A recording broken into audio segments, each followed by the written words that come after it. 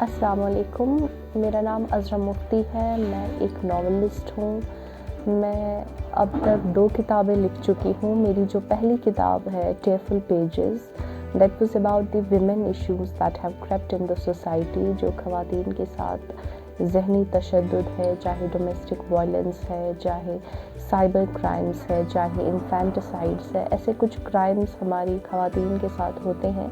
तो उन मुद्दों पर मैंने बात की है और उन्हें अपने बुक में हाईलाइट करने की कोशिश की है। और मेरी जो दूसरी किताब है shattered dreams, that's basically a novel about the mental health issues of the youth in our valley. हमारी जो रियासत जम्मू कश्मीर में जो यूथ है, due to a number of reasons, maybe conflict, unemployment, a lot of people are turning to suicide, to drugs. It's an outcome of the mental health issues they are facing.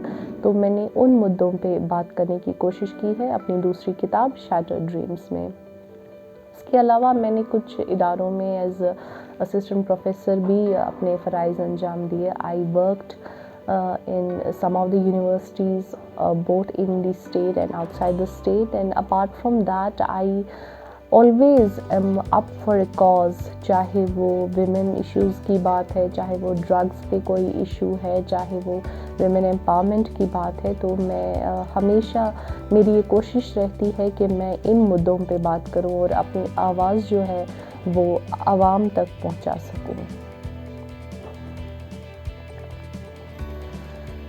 मेरी पैदाइश district Baramulla में हुई और मैंने अपनी इब्तिदा सालों की जो एजुकेशन है अप टू 12th स्टैंडर्ड वो बारामूला से ही ली। आफ्टर दैट मैंने बीवी और MBA में मास्टर्स लिया, masters in business administration, that I did from Chandigarh. And after that I did my PhD in psychological management. तो लोग मुझसे अक्सर पूछते हैं कि लिटरेचर बैकग्राउंड के बावजूद ना हो कि आपने इस फील्ड को क्यों चुना। तो मैं ये कहना चाहूँगी कि you do not choose writing, writing chooses a person. तो ये एक ऐसी चीज़ है जो आप में इनहेरेंट होती है, ना कि आप इसको खोजते हो। A writer is a person who will not feel at home until and unless he writes something. तो जब मैं 12th स्टैंडर्ड में ही थी, मेरी जो इब्तिदा हुई वो मैं कॉलम्स लिखती थी न्यूज़पेपर में, चाहे वो वैली का कोई भी पेपर हो, जो भी नोटेड पेपर्स हैं, जो भी उस टाइम पे नई जनरेशन्स के न्यूज़पेपर्स आ रहे थे, न्यू जनरेशन पेपर्स, तो उनमें मैंने कॉलम्स लिखना स्टार्ट किया। एंड आई थॉट कि कॉलम्स लिखने से मेरी जो राइटिंग है वो बहुत पॉलिश हुई। And I started taking a big leap into the field by writing a book। तो मैंने 2016 में जो है टेयरफुल पेजेस मंजर आम पे आई, एंड 2018 में आई launched my second book, that's Shattered Dreams। तो मैं यही कहना चाहूँगी कि राइटिंग जो है ये एक जर्नी है, it's not a destination. Like if I write a book and then I sit doing nothing, that's not how it works. So it's a journey। आपको हर दिन कोई नई चीज़ सीखने को मिलेगी, आपको हर दिन अपने क्राफ्ट को एक्सप्लोर करने का मौका मिलेगा। और ऐसा नहीं है कि कोई इंसान सोचेगा कि मैं बहुत बड़ा कलमकार हूँ and I do not need to improve. That's very very bad for any person in fact. और ख़ासकर राइटर्स के लिए उन्हें अपने कलम पे, उन्हें अपने कलाम पे बहुत ज़्यादा वर्क करना चाहिए। और एक और बात मैं यहाँ पे सामने लाने की कोशिश करूँगी अपनी ऑडियंस के सामने जो हमें देख रहे हैं, दैट आजकल जो ये ट्रेंड चल रहा है सेल्फ पब्लिशिंग का, या जो छोटे छोटे बच्चे आ रहे हैं अपनी बुक्स लेके, चाहे वो पोइम्स हैं, चाहे वो नॉवेल्स हैं, चाहे वो कुछ और प्रोज़ है, तो मैं ये कहना चाहूँगी कि at the age of 13, at the age of 18 it's good कि वो instead of doing something else वो पॉजिटिव वे में अपने टाइम को स्पेंड कर रहे हैं, they are reading, they are writing. But ऐसी बात है कि जब तक आप पूरी तरह से अपने उस फील्ड में माहिर नहीं हो जाते तो लिखने का कोई फ़ायदा है नहीं। Because it's said that a writer just does not has to write, a writer has to be red.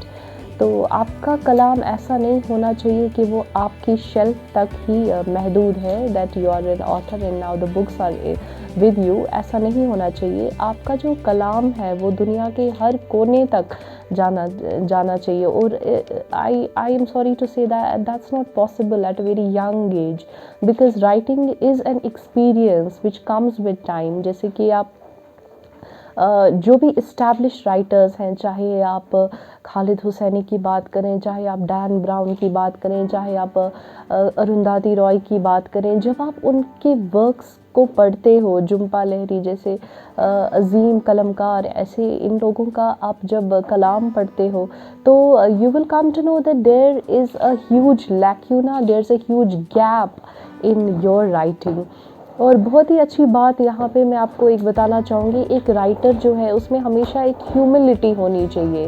Humility means he should not feel superior to any other person. For example मैं ये नहीं कह सकती कि मेरा कलाम जो है उन छोटे बच्चों से ज़्यादा उम्दा है, बट ये चीज़ है कि फ्रांज काफ्का का नाम आपने सुना होगा, जो कि एक बहुत ही फेमस राइटर है।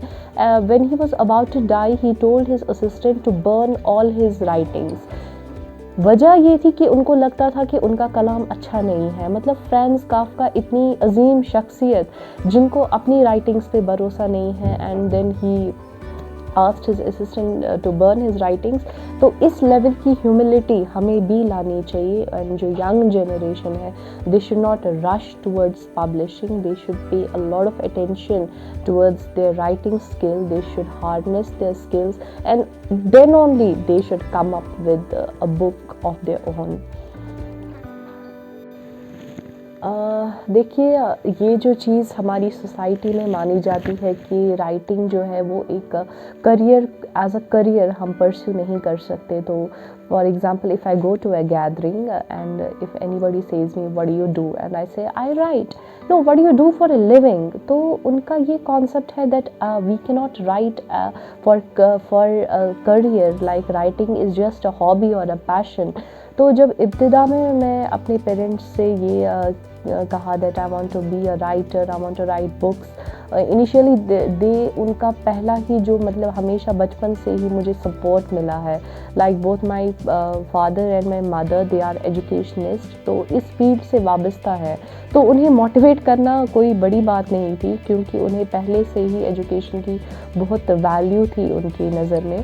तो they motivated, always motivated me. In fact, my father, he used to suggest articles, आप इस पे लिखो टॉपिक इस पे लिखो। and my mother, she never wanted me to take a broom in hand, instead a pen, and that's why I turned out to be the way I am today। तो obviously मेरे parents का, मेरी family का, मेरी sisters का, मेरे relatives का बहुत ज़्यादा सपोर्ट रहा है इसमें। and it has been tremendous, the love, the support from my family, from my friends has been tremendous। और आप देखेंगे कि एक लड़की जो है शादी के बाद उसकी ज़िंदगी बदल जाती है। मींस मेरे भी फियर्स थे जब मेरी शादी हुई, मेरी ये फियर्स थे कि क्या पता अगले घर में जाके मेरी इस खूबी को सराहा जाएगा कि नहीं। But I am very thankful that I was I married in such a family that was empowered in itself। तो मेरे जो हस्बैंड हैं, मेरे इन-लॉज हैं, उन्होंने मुझे बहुत सपोर्ट किया, because I hardly stay at home, I have a number of things to do, I have a lot of events going on, I have a lot of projects lined up। तो उन पे तवज्जो देना बहुत ज़्यादा मुश्किल हो जाता है जब आप ससुराल में होते हो।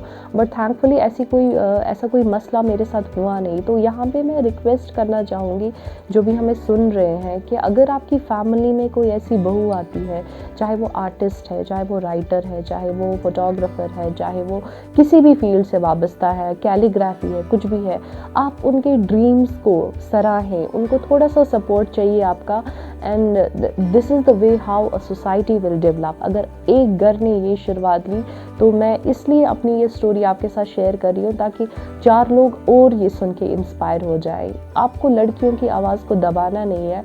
हम विमेन एम्पावरमेंट की बात करते हैं, but a women will not be empowered until men are empowered. So women empowerment और men empowerment, they should go side by side. लोग मुझसे अक्सर पूछते हैं that what inspired you to write. तो एक आर्टिस्ट जो होता है उसके आर्ट में तब तक कोई मैं ये सोचती हूँ, मेरा ये मानना है कि उसके आर्ट में तब तक वो इम्पैक्ट नहीं होता जब तक उसके साथ कुछ हादसा, कोई पेन ना हो दिल में। तो दिल में जो दर्द होता है वो आपके आर्ट से ऑब्वियसली उभर जाता है। तो मेरी लाइफ में ये हुआ when I was in 12th। I was in a different state of mind, चाहे वो स्ट्रेस है, चाहे वो एंग्जाइटी है, चाहे वो डिप्रेशन है। I could not focus on my studies and I was in a state of utter detection for about 1 year.